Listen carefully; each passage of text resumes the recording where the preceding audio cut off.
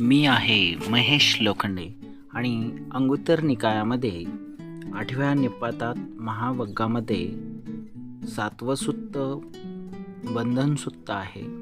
आणि या बंधन सुत्तामध्ये भिक्खूंना स्त्री पुरुषाला 8 उपायांनी कशा पद्धतीनं बंधनात बांधत असते याची माहिती दिलेली आहे.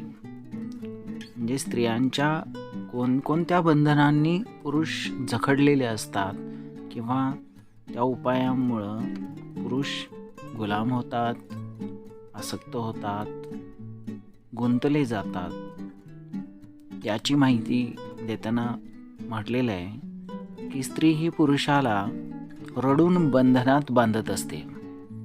म्हणजे स्त्रिया रडायला लागल्या की पुरुष आपोआप पागळले जातात, वितळले जातात आणि सर्व काही विसरून जरी चूक तिच्यातली तरी स्वीकारतात. दुसरं बंधन आहे ते म्हणजे स्त्रियांचं हास्य. हास्यामुळे सुद्धा पुरुष आकर्षित होतात, मोहित होतात, गुंतले जातात. तिसरं बंधन शब्दबंधन. स्त्रियांच्या गोड बोलण्यामुळे पुरुष बंधनात अडकले जातात, आसक्त होतात, मोहित होतात. त्याबरोबरच स्त्रिया वेगवेगळ्या पदार्थांनी, वेगवेगळ्या आपल्या बोलण्याने, वेगवेगळ्या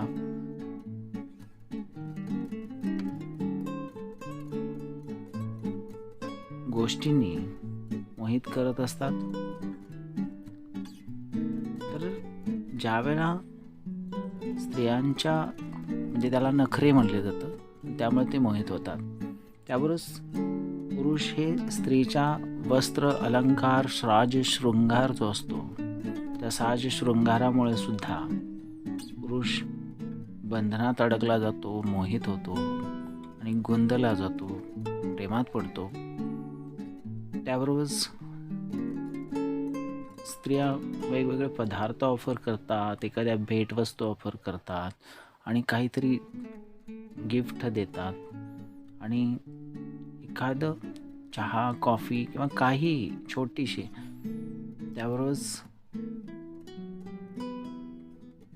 सुंदर असं भोजन पक्वान्न दिलं जातं. एखादी सुगरण स्त्री असेल तर तिच्या त्या सुंदर अशा भोजनामुळे सुद्धा पुरुष खुश होतात आणि स्त्रीनं दिलेला रस जे आहे, म्हणजे ज्यूस असेल किंवा कोणतीही असं पेय पदार्थ ऑफर केले जातात, त्यामुळं सुद्धा पुरुष अनुरक्त होतात.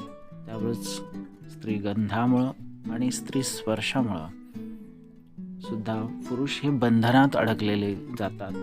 आणि ही बंधनं अशी आहेत की त्यांना सर्वोच्च वैराग्य किंवा सर्वोच्च असं ब्रह्मचर्य पालन करण्यामध्ये अडथळा आणतात.